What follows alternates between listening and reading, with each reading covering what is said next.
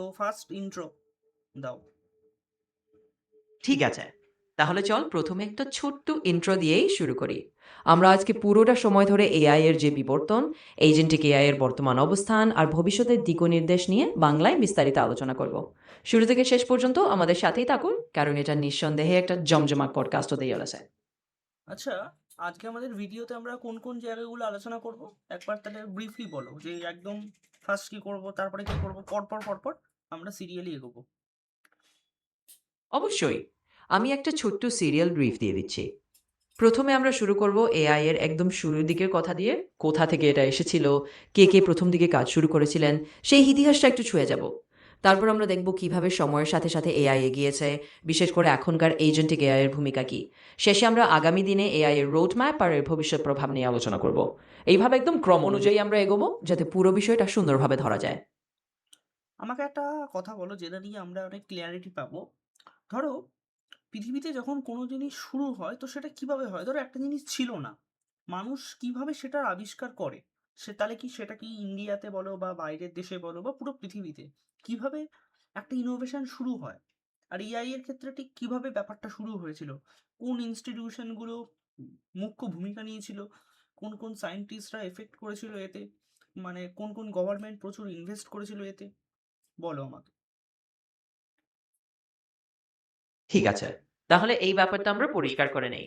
ধরো, যে কোনো নতুন জিনিস পৃথিবীতে আসলে শুরু হয় একটা চিন্তা বা একটা সমস্যার সমাধানের প্রয়োজন থেকে। সেটা হতে পারে ইন্ডিয়াতে, বাইরের কোনো দেশে বা সারা বিশ্ব জুড়েই। ইনোভেশন বলতে মূলত মানুষ কিভাবে ধীরে ধীরে কোনো আইডিয়া থেকে একটা বাস্তব সমাধান দাঁড় করায়। এআই এর ক্ষেত্রেও সেটাই হয়েছে। প্রথম দিকে কিছু প্রতিষ্ঠান, বিশ্ববিদ্যালয়, গবেষণা সংস্থা মুখ্য ভূমিকা নিয়েছিল, যেমন আমেরিকায় কিছু বড় বড় বিশ্ববিদ্যালয় আর কিছু সরকারি বিনিয়োগের মাধ্যমে এআই গবেষণা এগোতে থাকে। বিভিন্ন দেশের সরকারও তখন দেখতে শুরু করে যে এআই এ বিনিয়োগ করলে ভবিষ্যতে কতটা লাভ হতে পারে। সুতরাং আমরা এই পডকাস্টে ঠিক সেই দিকগুলোই ধরবো। কোন প্রতিষ্ঠানগুলো প্রথমে এগিয়ে এসেছিল, কোন দেশ বা সরকার এআই এ বেশি গুরুত্ব দিয়েছিল, আর কিভাবে ধাপে ধাপে এই ইনোভেশনটা দানা বাঁধল। সব মিলিয়ে পুরো ছবিটাই আমরা পরিষ্কার করে তুলব। আমাকে বলো যে এআই এর সর্বপ্রথম জনক কাকে বলে, এবং কে সেই ব্যক্তিটি, এবং কি করেছিলেন তিনি? বা এটা কি একজন ছিল, না দু তিনজন ছিল, না অনেকে ছিল? তাদের নামে একটু বলো, তাদের জীবন সম্পর্কে বলো, তারা কি কি করেছিল। একবার সেই ইতিহাসটা তুলে ধরো আমাদের সবার সামনে। অবশ্যই, সেটা একটা খুব ইন্টারেস্টিং ইতিহাস।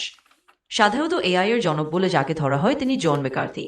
তিনি একজন আমেরিকান কম্পিউটার বিজ্ঞানী ছিলেন এবং তিনি 1956 সালে আর্টিফিশিয়াল ইন্টেলিজেন্স শব্দটা ব্যবহার করেন। তিনি এবং আরও কিছু বিজ্ঞানী যেমন Allen Newell, Herbert Simon, Clyde Shannon এরাও এআই গবেষণার প্রথম দিককার পথ প্রদর্শক ছিলেন। জন ম্যাকার্থি স্ট্যানফোর্ড এবং এমআইটিতে কাজ করেছেন এবং লিস্প প্রোগ্রামিং ভাষার উদ্ভাবক হিসেবেও তিনি পরিচিত। এরকম আরও কয়েকজন মিলে আসলে এআই এর ভিত্তি গড়ে তুলেছিলেন, তাই এটা একক কোনো ব্যক্তির অবদান নয়, বরং কয়েকজন মিলে একসঙ্গে কাজ করে পুরো ক্ষেত্রটা দাঁড় করিয়েছেন। আমরা পডকাস্টে তাদের জীবনের কিছু দিক, কিভাবে তারা এআই নিয়ে ভাবতে শুরু করলেন, সেই সময়কার চ্যালেঞ্জগুলো, এসবও তুলে ধরবো। সব মিলিয়ে এটা বেশ রোমাঞ্চকর একটা ইতিহাস। আমাকে বলো যে অ্যালান টিউরিং কে ছিল? আমি নিজেও অ্যালান টিউরিং এর ব্যাপারে অনেক পড়াশোনা করেছি। অ্যালান টিউরিং এর অ্যাওয়ার্ডও দেওয়া হয় আজকের দিনে দাঁড়িয়ে। এই ব্যক্তিটি কে ছিল, এবং তাকে বলা হয় যে এআই এর ফাদার হিসাবে, যে এআই এর একটা শুরুটা তিনি করে দিয়েছিলেন একটা কথার মাধ্যমে। তার মেসেজ কী ছিল, তার রিসার্চ পেপার কী ছিল, সে কি ইনভেন্ট করেছিল, কোন কনসেপ্টটা, যে পরবর্তীকালে তার নামে অ্যাওয়ার্ড দেওয়া হলো। অবশ্যই, অ্যালান টিউরিং ছিলেন একজন ব্রিটিশ গণিতবিদ, কম্পিউটার বিজ্ঞানী এবং লজিশিয়ান। তাকে আসলে কম্পিউটার সায়েন্সের অন্যতম পথ প্রদর্শক বলা হয়, আর হ্যাঁ, অনেক সময় তাকে এআই এর একজন অগ্রদূত হিসেবেও গণ্য করা হয়। টিউরিং এর সবচেয়ে বিখ্যাত কাজের মধ্যে রয়েছে টিউরিং টেস্ট, যা এআই এর ক্ষেত্রে খুবই পরিচিত একটা ধারণা। এই টেস্টের মাধ্যমে তিনি বোঝাতে চেয়েছিলেন যে একটি মেশিন কি মানুষের মতো চিন্তা করতে পারে কিনা। দ্বিতীয় বিশ্বযুদ্ধের সময় তিনি এনিগমা কোড ভাঙার ক্ষেত্রেও বড় ভূমিকা রেখেছিলেন, যা যুদ্ধের ফলাফলের উপর বিশাল প্রভাব ফেলেছিল। তার গবেষণা এবং তাত্ত্বিক কাজগুলো পরবর্তীকালে কম্পিউটার সায়েন্স এবং এআই এর ভিত্তি করতে সাহায্য করেছে। তার নামে টিউরিং অ্যাওয়ার্ড দেওয়া হয়, যেটাকে কম্পিউটার সায়েন্সের নোবেল প্রাইজও বলা হয়। সব মিলিয়ে টিউরিং ছিলেন সেই পথিকৃৎ যার কাজ আজও এআই এর জগতে বিশাল গুরুত্ব বহন করে চলেছে। গ্রেট। এবার আমার একটা যেটা বক্তব্য আছে যে এরকম ভাবে আমরা এআই এর পডকাস্টটা তো করতেই পারি, বাট ধরো, আমি আমার দিক থেকে বলি। আমাদের যেভাবে পড়ানো হয় এআইটা, বিদেশে আসলে হয়টা কি? এবার ধরো, আগেরকার দিনে সায়েন্টিস্টরা নিশ্চয়ই রিসার্চ করেছে, প্রোগ্রামিং ল্যাঙ্গুয়েজ আবিষ্কার হয়েছে, তো অনেক কিছু সায়েন্টিস্টরা রিসার্চ করেছে। এবার যখন পৃথিবীতে আজকে আমরা যদি আমেরিকার কথা ভাবি, আমেরিকাতে ইনোভেশন হওয়ার পরে সেই ইনোভেশনটা গোটা বিশ্বে ছড়িয়ে পড়ে। আমাদের ভারতেও এসেছে। এবার মজার ব্যাপার হচ্ছে যে অ্যালান টিউরিং এর পরে এআইতে যে সমস্ত সাবফিল্ড গুলো তৈরি হলো, যে এআই মানে শুধু এআই না, এআই এর মধ্যে এবার ব্রাঞ্চ তৈরি হচ্ছে। প্রথম দিকে কেমন ধরনের এআই ছিল এবং এআই এর সাব ব্রাঞ্চ গুলো কি কি আছে, মানে এআই এর পার্ট গুলো আমরা কি কি পাই, সেগুলো নিয়ে আমাকে একটুখানি বিস্তারিত বলো। এবং তখনকার থেকে আজ অব্দি ধরো সাল ওয়াইজ একটুখানি আমাকে ডিটেলসে বলো। যে আমরা অনেক শুনেছি যে এআই এর গেমসও তখন বেরিয়েছিল, অনেক এআই এজেন্টস বা গেমস এআই, তারা অনেক একটা হিউম্যানকেও হারিয়ে দিত। একটা দাবা খেলার একটা উদাহরণ আছে যেখানে নাকি একটা এআই হারিয়ে দিয়েছে পুরোপুরি। তো সেইগুলো নিয়ে একটু ডিসকাস করে একটা পুরো স্টোরির ব্যাপারে আমাকে বলো পুরো জিনিসটা নিয়ে। অবশ্যই। আমি তোমাকে পুরো বিষয়টা একটু বিশদে বলছি। দেখো, প্রথম দিকে এআই বলতে ছিল বেশ সাধারণ কিছু ধারণা, যেমন মেশিনকে এমনভাবে তৈরি করা যাতে সে নির্দিষ্ট কিছু কাজ করতে পারে। সময়ের সাথে সাথে এর ভেতরে নানা শাখা প্রশাখা গড়ে ওঠে। ধরো machine learning, neural network, deep learning, এসবই এআই এর বিভিন্ন সাবফিল্ড। মানে এআই এখন একটা বিশাল ছাতার মতো, যার নিচে নানা রকমের শাখা রয়েছে। অ্যালান টিউরিং এর সময় থেকে শুরু করে আস্তে আস্তে এই বিভিন্ন শাখাগুলো তৈরি হয়েছে। ধরা যাক 1950-60 দশক থেকে শুরু করে প্রথমে সহজ কিছু লজিক বেস সিস্টেম, তারপর ধীরে ধীরে মেশিন লার্নিং, আর পরে নিউরাল নেটওয়ার্কের মতো টেকনিক আসে। এর ফলে এআই শুধু একটা সাধারণ ধারণা নয়, বরং অনেকগুলো আলাদা আলাদা ক্ষেত্র হয়ে ওঠে। তুমি যেমন বললে, এআই এর বিএমস এর কথা উঠে আসে। 1997 সালে আইবিএম এর ডিপ ব্লু চেস কম্পিউটার যখন বিশ্ব চ্যাম্পিয়ন গ্যারি কাসপারভকে হারায়, সেটা একটা ঐতিহাসিক মুহূর্ত ছিল। এই ধরনের ঘটনাগুলো দেখিয়ে দেয় যে এআই শুধু থিওরিতে নয়, বাস্তবেও আরাজকে হারানোর মতো দক্ষতা অর্জন করেছে। আমেরিকায় শুরু হওয়া অনেক ইনোভেশনই পরে সারা বিশ্বে ছড়িয়ে পড়ে, আর আমাদের ভারতেও এআই নিয়ে সেইভাবে কাজ শুরু হয়। সময়ের সাথে আমরা এআই এর নানা রকম শাখা, গেমস, এজেন্ট সবকিছু দেখেছি, যেগুলো প্রতিটাই পুরো জগৎটাকে আরো সমৃদ্ধ করেছে। এটা সত্যি একটা দুর্দান্ত গল্প। গ্রেট। আমাকে এবার একটা জিনিস বলো যে আমি পার্টিকুলার ধরো এবার ধরে ধরে আমি ব্রাঞ্চগুলোতে যাব। আমাকে বলো এআই এর একটা সাব ব্রাঞ্চ রয়েছে, সেটা হচ্ছে ন্যাচারাল ল্যাঙ্গুয়েজ প্রসেসিং, যেটা কিনা অনেক আগেই শুরু হয়েছিল, মানে বলতে পারো মেশিন লার্নিং এর টাইম থেকেই। তো আমাকে ফার্স্টে মেশিন লার্নিং নিয়ে বিস্তারিত বলো, যে মেশিন লার্নিং ব্যাপারটা কি, এবং আগেরকার চিন্তা ভাবনা এবং এখনকার চিন্তা ভাবনা দুটো নিয়েই বলো। এবং মানুষ বা সায়েন্টিস্টরা মেশিন লার্নিংকে কাজে লাগিয়ে কিভাবে ইউজ করতো এটাকে, এর মধ্যে কি কি আছে, আলটিমেটলি রিয়ালিটিটা কি, এখানে হয়টা কি, এটা নিয়ে বলো। আর এনএলপি নিয়ে বলো, এনএলপি জিনিসটা কি, এনএলপি আমরা ডেইলি লাইফে কিভাবে ইউজ করছি, এবং এনএলপি আগে কি ছিল এবং এখন কি আছে এনএলপি, সেটা নিয়ে বিস্তারিত বলো। কারা কারা কাজ করেছে মেশিন লার্নিং এর মধ্যে, মেশিন লার্নিং এর কি কি অ্যালগোরিদমস আছে, সেগুলো নিয়ে বলো। অবশ্যই। আমি একটু বিস্তারিত বলছি। প্রথমে মেশিন লার্নিং থেকে শুরু করি। মেশিন লার্নিং আসলে এআই এর একটা সাবফিল্ড, যেখানে মেশিনকে এমনভাবে শেখানো হয় যাতে সে ডেটা থেকে নিজে নিজেই প্যাটার্ন বুঝতে পারে এবং ভবিষ্যতে ভালো সিদ্ধান্ত নিতে পারে। আগের দিনে মেশিন লার্নিং এর ধারণা ছিল বেশ সরল, মানে কিছু বেসিক অ্যালগোরিদম যেমন লিনিয়ার রিগ্রেশন, লজিস্টিক রিগ্রেশন ও সিদ্ধান্ত বৃক্ষের মতো পদ্ধতি ব্যবহার করা হতো। এখনকার দিনে মেশিন লার্নিং অনেক বেশি উন্নত হয়েছে। বিশেষ করে ডিপ লার্নিং এর মতো টেকনিক এসেছে, যাতে নিউরাল নেটওয়ার্ক ব্যবহার করে বিশাল পরিমাণ ডেটা থেকে মেশিন নিজে নিজে শিখতে পারে। এখনকার চিন্তাভাবনা আর আগের চিন্তাভাবনার মধ্যে পার্থক্য হলো, আগে ছিল নিয়ম কানুন দিয়ে শেখানো, আর এখন মেশিনকে বেশি করে ডেটা দিয়ে শেখানো হয় যেন সে নিজেই অভিজ্ঞতা থেকে শিখতে পারে। এখন আসি ন্যাচারাল ল্যাঙ্গুয়েজ প্রসেসিং বা এনএলপিতে। এনএলপি এমন একটা ক্ষেত্র যেখানে কম্পিউটারকে মানুষের ভাষা বুঝতে শেখানো হয়। এটা অনেক আগে থেকেই শুরু হয়েছিল, তবে তখনকার এনএলপি ছিল বেশ প্রাথমিক ধরনের, ধরো কিছু নির্দিষ্ট নিয়ম বা ডিকশনারি ধরে ধরে ভাষা বোঝানো। কিন্তু এখনকার এনএলপি অনেক উন্নত, কারণ এখন মেশিন লার্নিং আর ডিপ লার্নিং এর মাধ্যমে ভাষার সূক্ষ্মতা বোঝানো যায়। আমরা প্রতিদিন এনএলপি ব্যবহার করছি, যেমন ভয়েস অ্যাসিস্ট্যান্ট, চ্যাটবট, ট্রান্সলেশন টুল, বা এমনকি যখন তুমি আমাকে কিছু জিজ্ঞেস করছো আর আমি তোমার ভাষা বুঝে তোমাকে উত্তর দিচ্ছি, সেটাও এনএলপি এর একটা দারুণ উদাহরণ। এই সাবফিল্ডগুলোতে অনেক বিজ্ঞানী আর গবেষক কাজ করেছেন, আর নানা রকম অ্যালগোরিদম বেরিয়েছে, যেমন support vector machine, random forest, আর এখন তো ট্রান্সফর্মার মডেলসগুলো খুবই জনপ্রিয়, যা এনএলপিতে বিপ্লব এনে দিয়েছে। সব মিলিয়ে মেশিন লার্নিং আর এনএলপি দুটোই এআই এর অত্যন্ত গুরুত্বপূর্ণ শাখা, আর এগুলো আমাদের দৈনন্দিন জীবনকে অনেক সহজ আর স্মার্ট করে তুলছে। আচ্ছা, এবার আমি নতুন একটা জিনিস নিয়ে আলোচনা করব, সেটা হচ্ছে যে একটা নতুন যে টার্ম, যেটা নিয়ে 2023 সালে একটা খুব রমরমা উঠেছিল, যে ডেটা সায়েন্স। এই ডেটা সায়েন্স আমাদের এআই এর ফিল্ডে ব্যাপারটা কি, এর মধ্যে কি কি হয়, আজকে ডেটা সায়েন্স কেন দরকার পড়ে, এবং এই পুরো এআই এর সিস্টেমটার পুরো ইকোসিস্টেমে, ধরো এআই এর মধ্যে ML, machine learning, deep learning, generative AI রয়েছে, প্রম্পট ইঞ্জিনিয়ারিং, অ্যাজেন্টিক এআই, রিসার্চ লেভেলে গিয়েও ম্যাথসের ভূমিকা কতটা, পুরো এআই শেখার ক্ষেত্রে কতটা ম্যাথস লাগবে, ম্যাথসের কোন কোন পোর্শনগুলো লাগবে, as a researcher, as a scientist, as a student তাদেরকে কিসে ফোকাস করা উচিত, পুরো জিনিসটা নিয়ে বলো। অবশ্যই। এবার আমরা ডেটা সায়েন্স নিয়ে একটু আলোচনা করি। ডেটা সায়েন্স আসলে এআই ইকোসিস্টেমের একটা খুবই গুরুত্বপূর্ণ অংশ। 2023 সাল থেকে এটা বেশ আলোচিত হয়ে ওঠে, কারণ ডেটা সায়েন্স মূলত বিশাল পরিমাণ ডেটা থেকে অর্থপূর্ণ ইনসাইট বের করে আনা কাজ করে। AI, machine learning, deep learning এসব কিছুর পেছনে যে ডেটা থাকে সেটাকে ঠিকমতো বিশ্লেষণ করা, পরিষ্কার করা আর মডেল ট্রেন করার জন্য ডেটা সায়েন্স দারুণ ভূমিকা রাখে। এখন ম্যাথের ভূমিকার কথা যদি বলি, এআই শেখার ক্ষেত্রে ম্যাথ অনেকটাই ভিত্তি হিসেবে কাজ করে। বিশেষ করে linear algebra, calculus, probability, statistics এইসব বিষয়গুলো মডেল তৈরি করতে এবং সেটাকে ভালোভাবে বুঝতে সাহায্য করে। একজন গবেষক বা ছাত্রছাত্রী যদি এআই এ ভালো হতে চায়, তাহলে এই ম্যাথের ভিত্তিটা একটু মজবুত করাই ভালো। ডেটা সায়েন্সের মধ্যে ডেটা ক্লিনিং, ডেটা ভিজুয়ালাইজেশন, বিভিন্ন অ্যালগোরিদম দিয়ে ডেটা মডেল করা আর সেই মডেলগুলোকে অ্যানালাইজ করে ভবিষ্যৎবাণী করা ইত্যাদি কাজ পড়ে। আর এখন যেমন জেনারেটিভ এআই, প্রম্পট ইঞ্জিনিয়ারিং এগুলোতেও ডেটা সায়েন্সের ভূমিকা আছে, কারণ এই ক্ষেত্রগুলোতেও ডেটা এবং ম্যাথের ব্যবহার খুবই জরুরি। সুতরাং এআই, মেশিন লার্নিং, এনএলপি সবকিছু মিলিয়ে ডেটা সায়েন্স একটা শক্তিশালী ভিত্তি তৈরি করে। ম্যাথের কিছু অংশে মনোযোগ দিলে আর ডেটা সায়েন্সের প্র্যাকটিক্যাল দিকগুলো শিখে এআই আরো ভালোভাবে এগিয়ে যাওয়া যায়।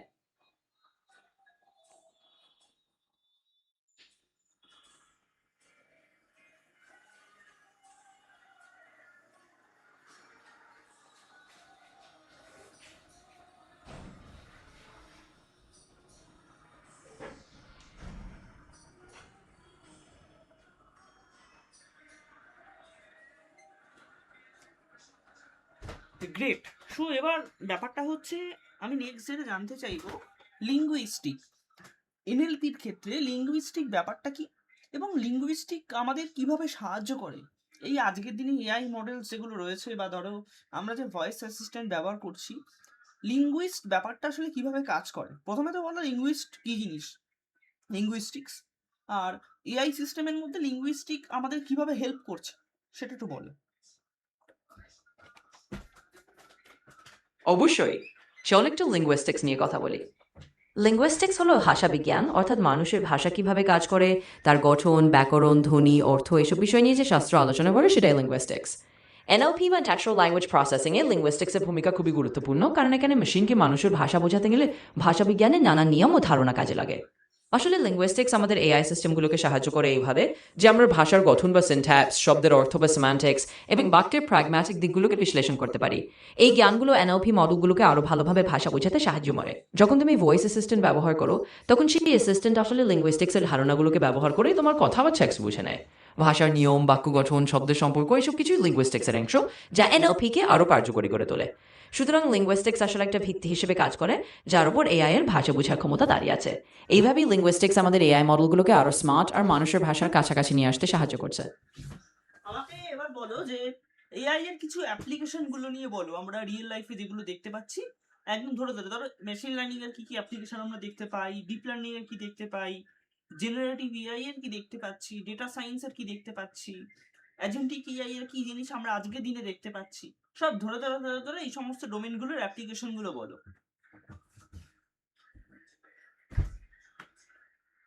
অবশ্যই। চল একটু দেখে নেওয়া যাক বিভিন্ন এআই ডোমেইনের কিছু বাস্তব ব্যবহার।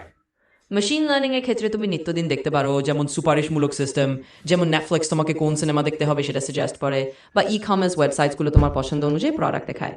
স্প্যাম ফিল্টার, ক্রেডিট কার্ড জালিয়াতি শনাক্তকরণ, এমনকি স্বয়ংচালিত গাড়ি চালানোর মতো জিনিসও মেশিন লার্নিং ব্যবহার হচ্ছে। ডিপ লার্নিং দিয়ে তুমি দেখতে পারো ইমেজ রেকগনিশন, যেমন ফেশিয়াল রেকগনিশন সিস্টেম, বা মেডিকেল ইমেজ বিশ্লেষণ, যেখানে ডাক্তাররা এমআরআই বা এক্স রে থেকে রোগ নির্ণয় করতে ডিপ লার্নিং মডেল ব্যবহার করেন। জেনারেটিভ এআই এর উদাহরণ হলো যেমন ChatGPT বা ইমেজ জেনারেটর মডেলগুলো, যেগুলো নতুন টেক্সট বা ইমেজ তৈরি করতে পারে। শিল্পকলা, কন্টেন্ট ক্রিয়েশন বা এমনকি কোডিংয়েও এগুলো সাহায্য করছে। ডেটা সায়েন্সের ক্ষেত্রে তুমি দেখতে পারো business analytics, health care data analysis, এমনকি শহরের ট্রাফিক প্যাটার্ন বিশ্লেষণ করে ভালো পরিকল্পনা করা। এইসব জায়গায় ডেটা সায়েন্স খুব কাজে লাগে। এজেন্টিক এআই বলতে এমন এআই সিস্টেম যেগুলো স্বাধীনভাবে কাজ করতে পারে, যেমন স্বয়ংক্রিয় গ্রাহক সেবা বা বিভিন্ন স্বায়ত্তশাসিত প্রক্রিয়া, যেখানে এআই নিজের সিদ্ধান্ত নেয় এবং পরিবেশ অনুযায়ী নিজেকে মানিয়ে নেয়। সব মিলিয়ে এইসব এআই ডোমেইনগুলো আমাদের দৈনন্দিন জীবনে নানাভাবে ঢুকে পড়েছে এবং আমাদের কাজকে সহজ, স্মার্ট আর কার্যকরী করে তুলছে। আচ্ছা, আমাকে একটুখানি বলো যে যে পুরো কম্পিউটার সায়েন্সে ম্যাথস কিভাবে হেল্প করছে, এবং আরেকটা জিনিস যে ডেটা অ্যানালিটিক্স ব্যাপারটা কি, ডেটা অ্যানালিটিক্সের মধ্যে কি আছে টপিক, এবং ডেটা অ্যানালিটিক্সের মাধ্যমে একটা কোম্পানি কি করে, বা একটা স্টুডেন্ট ডেটা অ্যানালিটিক্স শিখে কি করতে পারে তার ফিউচারে, সেটুকু নিয়ে বলো আমাদের। অবশ্যই। দেখো, কম্পিউটার সায়েন্সে ম্যাথসের ভূমিকা আসলেই অনেক বড়। Linear algebra, calculus, graph theory, probability, statistics এইসব বিষয় আসলে অ্যালগরিদম ডিজাইন থেকে শুরু করে data structure, machine learning model তৈরির মূল ভিত্তি হিসেবে কাজ করে। মানে ম্যাথস না জানলে অনেক ক্ষেত্রে কম্পিউটার সায়েন্সের গভীরে যাওয়া কঠিন হয়ে যায়, বিশেষ করে এআই আর মেশিন লার্নিং এর ক্ষেত্রে। এবার আসি ডেটা অ্যানালিটিক্স নিয়ে। ডেটা অ্যানালিটিক্স মানে হলো বিশাল পরিমাণ ডেটা থেকে দরকারি তথ্য বের করে আনা, যেটা কোনো সংস্থার জন্য খুবই মূল্যবান। এর মধ্যে থাকে data pre processing, data visualisation, pattern চিহ্নিত করা এবং সেই তথ্যের ভিত্তিতে সিদ্ধান্ত নেওয়া। একজন স্টুডেন্ট যদি ডেটা অ্যানালিটিক্স শেখে তাহলে সে ভবিষ্যতে অনেক রকমের কাজে যুক্ত হতে পারে। ধরো business analytics, market research, health care analytics, financial analytics, এইসব কিছুতেই ডেটা অ্যানালিস্টের চাহিদা আছে। সংস্থাগুলো তাদের সিদ্ধান্ত আরও ডেটা ভিত্তিক করতে ডেটা অ্যানালিস্টদের উপর নির্ভর করে। সুতরাং ডেটা অ্যানালিটিক্স জানা মানে হলো তুমি ভবিষ্যতে বিভিন্ন ইন্ডাস্ট্রিতে একটা ভালো ক্যারিয়ারের রাস্তা করে নিতে পারবে। আর কম্পিউটার সায়েন্সে ম্যাথস জানা মানে তুমি পুরো এআই বা ডেটা সায়েন্সের জগতে আরও গভীরে ঢুকতে পারবে। গ্রেট। এবার আমি কিছু স্পেসিফিক প্রশ্ন করবো, যেটা আমার নিজের দিক থেকে এই 6-7 মাসের রিসার্চ ছিল। যে ধরো, যে একজন রিসার্চার তার মাইন্ডসেট কি হয় যখন সে এআই নিয়ে রিসার্চ করছে আজকের দিনে আর আগেরকার দিনে, মাইন্ডসেটের মধ্যে পার্থক্যটা কোথায়? আগেরকার দিনে তো অনেক কিছু অ্যাভেলেবেল ছিল না, আর আজকের দিনে অ্যাভেলেবেল আছে। আর আমরা যতদূর দেখেছি ভারতের থেকে বাইরের দেশে কিন্তু এআই এর উপরে কাজ বেশি হয়, গভর্নমেন্ট সেখানে ইনভেস্ট বেশি করে। এর কারণ কি? এবং আলটিমেটলি কি এআই কি একটা বিজনেস? জাস্ট কোম্পানি টাকা ইনভেস্ট করছে, বড় বড় সার্ভার এখানে লাগানো হচ্ছে, এবং এন্ড কাস্টমারকে দেখানো হচ্ছে যে তারা এআই ইউজ করছে। আলটিমেটলি আগে যেটা এআই একটা ক্রিয়েটিভিটি ছিল, আজকে কি আজকের দিনে কি সেটা বিজনেস হয়ে গেছে, যে কোম্পানিরা এইভাবে টাকা ইনকাম করছে আমাদের থেকে? এটা একটুখানি বলো আমাদের।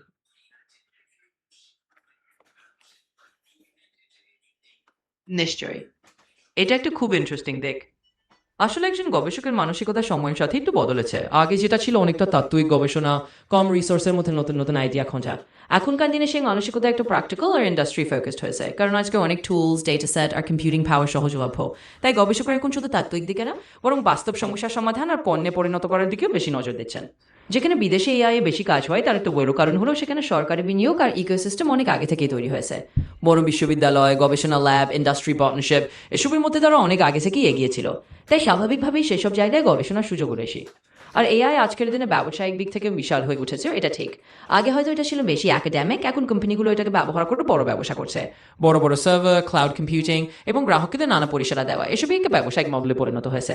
তবে এর মানে এই না যে সৃজনশীলতা কমে গেছে, বরং ব্যবসার ব্যবসাটা এখন হাতে হাত মিলিয়ে চলছে। আচ্ছা, ঠিক আছে, দ্যাটস ওকে।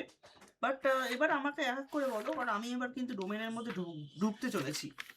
যে সেটা হচ্ছে আজকের দিনে আমরা এই যে কনসেপ্টগুলো পাচ্ছি না, generative AI, agentic AI, AI workflow management, আমরা সবাই জানি এগুলো কিন্তু শুরু হয়েছিল ধরো গুগলের যে রিসার্চ পেপার বার হয়েছিল 2017-18 টাইমটাতে, attention is all you need, attention mechanism. তারপরে ট্রান্সফর্মার মডেলের আর্কিটেকচার বেরোলো। আমাদের ওই ঘটনাগুলো নিয়ে একটু বলো, যে কিভাবে ওই সময় ওখানকার থেকে ইন্সপায়ার্ড হয়ে এই জেনারেটিভ এআই এর কনসেপ্টগুলো তৈরি হয়েছে। ওই যে 2015 থেকে একটা যে 2020 অব্দি যে রিসার্চগুলো চলেছিল, ধরে ধরে আমাদের বলো। অবশ্যই। এটা সত্যিই একটু দারুণ সফর ছিল। আসলে জেনারেটিভ এআই, এজেন্টিক এআই এই ধরনের আধুনিক ধারণাগুলো অনেকটাই বেড়ে উঠেছে তখনকার গবেষণা থেকে, বিশেষ করে সেই 2017-18 সালের দিকে attention is all you need paper থেকে। এই পেপারটা নিয়ে এসেছিল ট্রান্সফর্মার আর্কিটেকচার, যেটা ভাষা বোঝায় এবং টেক্সট জেনারেশনের ক্ষেত্রে একটা বিপ্লব এনে দেয়। সেই সময় থেকে শুরু করে 2020 পর্যন্ত আমরা দেখতে পাই যে এই ট্রান্সফর্মার মডেলগুলোর উপর ভিত্তি করে নানা রকম জেনারেটিভ এআই তৈরি হতে থাকে। এগুলো শুধু টেক্সট নয়, ইমেজ জেনারেশন এমনকি কোড লেখাও করতে পারে। এই মডেলের মাধ্যমে এআই এর সামর্থ্য অনেক বেড়ে যায়। এই পুরো সময়টা গবেষণার বাস্তব প্রয়োগ দুই হাত ধরাধরি করে এগোয়। গুগল, ওপেন এআই এর মতো সংস্থা এই গবেষণাগুলোকে সামনে নিয়ে আসে, আর সেখান থেকেও এআই আরও ধাপে ধাপে উন্নত হয়। সুতরাং আজকের জেনারেটিভ এআই বা এজেন্টিক এআই এর ধারণাগুলো অনেকটাই ওই ট্রান্সফর্মার যুগের গবেষণাগুলো থেকে অনুপ্রেরণা পেয়েছে, আর সেই পথ ধরেই আমরা এখনকার আধুনিক এআই এর যুগে এসে পৌঁছেছি। আচ্ছা, আমাকে বলো যে রিসেন্ট টাইমে আমরা অনেকগুলো কনসেপ্ট শুনতে পাই, সেটা হচ্ছে এলএলএম মডেলস, তারপরে ধরো ফ্রেমওয়ার্কস, ল্যাংচেন, ল্যাংগ্রাফ, হাগিং ফেস, তারপরে আমরা এলএলএম এর অনেক টাইপস পাই, ওপেন সোর্স, সেলফ হোস্টেড, ঠিক আছে? তারপরে র্যাগ, ভেক্টর ডেটাবেস, এগুলো কি? এমসিপি সার্ভার, তারপরে এখন অনেক টুলস বেরিয়ে গেছে এজেন্টিক এআই এর ওয়ার্কফ্লো ম্যানেজমেন্টের উপরে। তো ফার্স্টে সবার প্রথমে আমাদের বলো জেনারেটিভ এআই এর যে ফান্ডামেন্টাল কনসেপ্টগুলো কি কি, মানে টার্মস টার্মিনোলজিগুলো নিয়ে, এবং সেগুলোকে এক্সপ্লেনও করো।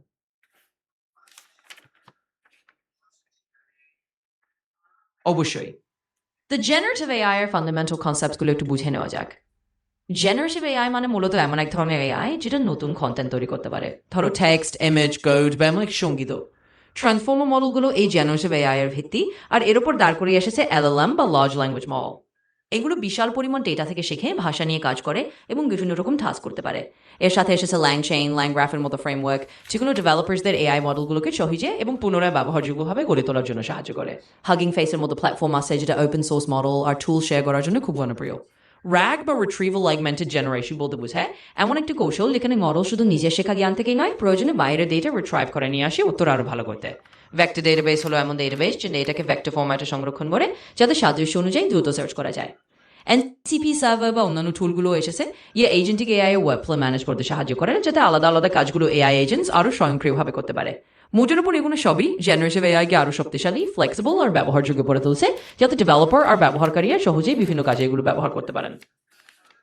আচ্ছা, ব্যাপারটা হচ্ছে, আমাদের বলো ওপেন সোর্স বারবার বলা হয়, যে ওপেন সোর্স কথাটার অর্থ কি?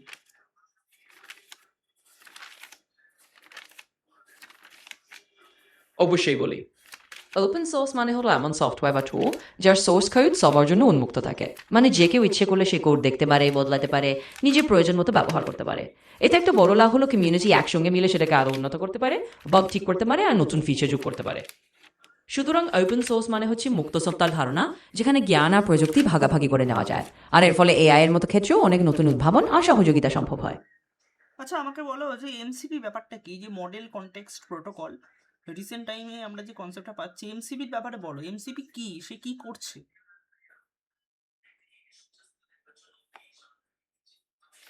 নিশ্চয়ই বলছি। এমসিপি বা মডেল কনটেক্সট প্রোটোকল আসলে একটা ধারণা যেটা এআই মডেলগুলোর ব্যবহারের সময় প্রাসঙ্গিক তথ্য বা কনটেক্সট কিভাবে পরিচালনা করা হবে সেটি নিয়ন্ত্রণ করে। সহজ করে বলে, এটি এমন একটা কাঠামো বা নিয়ম যা এআই মডেলকে বলে দেয় কখন কোনো প্রসঙ্গ বা কনটেক্সট ব্যবহার করতে হবে, যাতে মডেলটি আরও প্রাসঙ্গিক এবং সঠিক উত্তর দিতে পারে। সাম্প্রতিক সময়ে এআই ওয়ার্কফ্লো ম্যানেজমেন্টে এমসিপি একটা গুরুত্বপূর্ণ ভূমিকা নিচ্ছে, কারণ এটি এআই এজেন্টদের জন্য সঠিক কন্টেন্টস বজায় রাখতে সহায়ক হয়। পুরো ব্যাপারে মূলত এটাই নিশ্চিত করে যে এআই সিস্টেমটা সঠিক প্রসঙ্গ ধরে কাজ করছে। তাহলে আমাদের আলটিমেটলি একটা রোড ম্যাপ দাও, এবং এই যে পুরো এআই শেখার জন্য কি কি শিখতে হবে একদম ধরে ধরে। এবং শুধু তাই না, লাস্টে আমাদের বলো, আমি যে ডোমেনটা মিস করলাম সেটা হলো big data analytics. Big data অ্যানালিটিক্সের মধ্যে কি কি পড়ে, এবং তারা কি কি প্রজেক্ট করতে পারে স্টুডেন্টরা, ঠিক আছে? সেটা নিয়ে একটু ডিসকাস করো।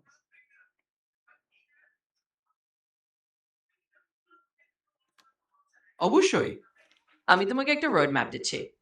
এআই শেখার জন্য প্রথমে তুমি ম্যাথের কিছু বেসিক কনসেপ্ট যেমন লিনিয়ার অ্যালজেব্রা, ক্যালকুলাস আর প্রবাবিলিটির উপর একটু দক্ষ রাখলে ভালো হবে। এরপর পাইথন প্রোগ্রামিং শেখা জরুরি, কারণ এআই এর অনেক লাইব্রেরি যেমন টেনসরফ্লো বা পাইথন পাইথনে চলে। তারপর মেশিন লার্নিং আর ডিপ লার্নিং এর কনসেপ্টগুলো একটু একটু করে শেখা, ছোট করে প্রজেক্ট করে এইভাবে এগোতে পারো। তারপর generative AI, NLP, LangChain, vector database এসব একটু একটু করে ধরতে পারো। এর পাশাপাশি বিগ ডেটা অ্যানালিটিক্স নিয়ে যদি জানতে চাও, সেটাও খুব ইন্টারেস্টিং। বিগ ডেটা অ্যানালিটিক্সের মধ্যে আসে বিশাল পরিমাণ ডেটা প্রসেসিং, যেমন হুডুপ, স্পার্কের মতো টেকনোলজি, আর সেই ডেটা থেকে ইনসাইট বের করে আনা। স্টুডেন্টস এইসব শিখে ডেটা ড্রিভেন প্রজেক্ট করতে পারে, যেমন বিজনেস অ্যানালিটিক্স, বড় ডেটা থেকে প্রেডিকশন মডেল তৈরি করা ইত্যাদি। সুতরাং পুরো রোড ম্যাপটা হলো math, programming, machine learning, deep learning, তারপর ধীরে ধীরে জেনারেটিভ এআই, এনএলপি আর বিগ ডেটা অ্যানালিটিক্স এর দিকে এগোনো। এভাবে একটু একটু করে এগোলে এআই এর পুরো ইকোসিস্টেমে ভালো দক্ষ তৈরি করা যাবে। আচ্ছা, রিসেন্ট টাইমে আমরা শুনতে পাচ্ছি এআই এর কারণে মানুষের, বিশেষ করে মানুষের মানসিকতা, মানুষের চিন্তা ভাবনা অনেক এফেক্ট পড়ছে। মানুষ অনেকটা আগে থেকে কম ভাবছে, বা তারা অতটা বিকশিত হতে পারছে না, এবং এর ইম্প্যাক্ট তাদের জবেও পড়ছে। একটা ক্রাইসিস তৈরি হচ্ছে। হয় তারা জব টিকিয়ে রাখতে পারছে, অথবা সব এআই করে দেওয়ার জন্য নিজেদের, বলা যেতে পারে নিজেদের কনফিডেন্সটাই সেটা হারিয়ে ফেলছে, যে তাদের ডেভেলপ, তাহলে তাদের মানুষ হয়ে তাদের কাজ করার দরকারটাই কি, এই বোধটাই তারা হারিয়ে ফেলছে।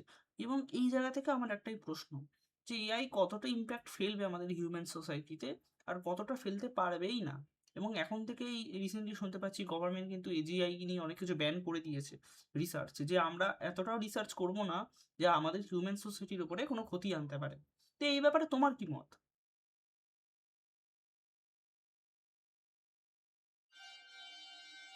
ইয়া, এটা একটা বেশ সংবেদনশীল দিক।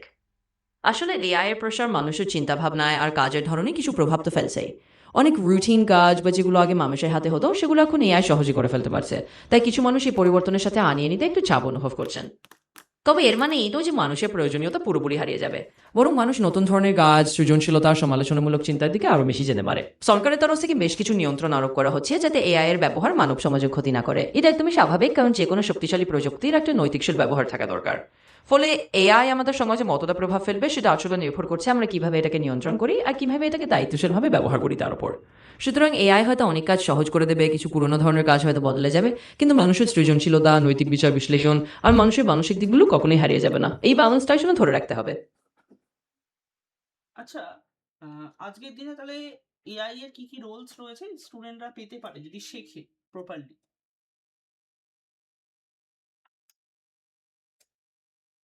অবশ্যই। আজকের দিনে এআই শেখা স্টুডেন্টসরা বিভিন্ন ধরনের রোল পেতে পারে। ধরো data scientist, machine learning engineer, AI research scientist, এই ধরনের কাজ খুবই জনপ্রিয়। তাছাড়া NLP engineer, computer vision specialist বা ডিপ লার্নিং স্পেশালিস্টের মতো নির্দিষ্ট ডোমেইনে কাজও আছে। এছাড়াও এখন জেনারেটিভ এআই এর জগতে কন্টেন্ট ক্রিয়েশন, প্রম্পট ইঞ্জিনিয়ারিং এর মতো নতুন কিছু রোলও এসেছে। এগুলো শেখা থাকলে স্টুডেন্টসরা বিভিন্ন টেক কোম্পানি, রিসার্চ সংস্থা বা স্টার্টআপে ভালো সুযোগ পেতে পারে। সুতরাং প্রপারলি এআই শিখলে এইসব আকর্ষণীয় রোল পাওয়ার সুযোগ এখন বেশ ভালোই আছে। আচ্ছা, কোন ইনস্টিটিউট থেকে তারা পড়তে পারে? তারা বিদেশের কথা বললে তারা কোথা থেকে পড়তে পারে? আর ইন্ডিয়ার কথা বললে তারা কোথা থেকে পড়তে পারে এই সম্পর্কে?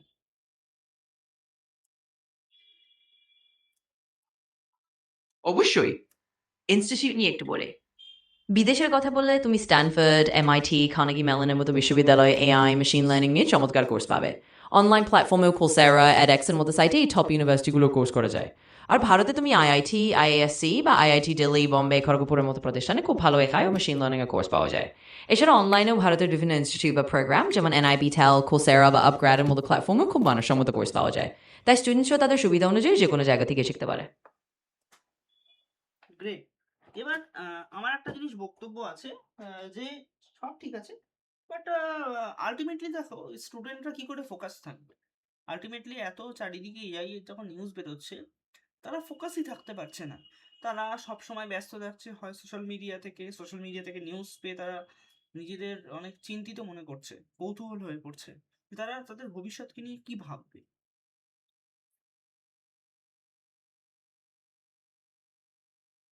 হ্যাঁ, এটা একদম বুঝতে পারছি।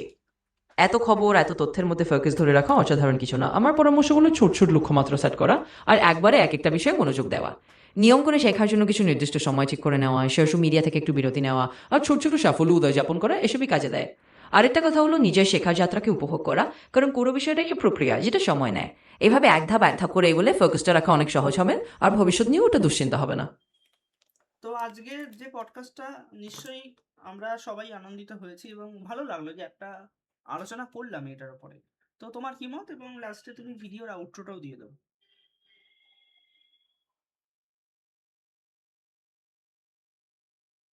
অবশ্যই।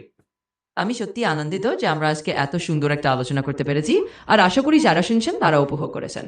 তো এইভাবেই আমরা আজকে পডকাস্ট শেষ করছি। সবাইকে ধন্যবাদ শোনার জন্য।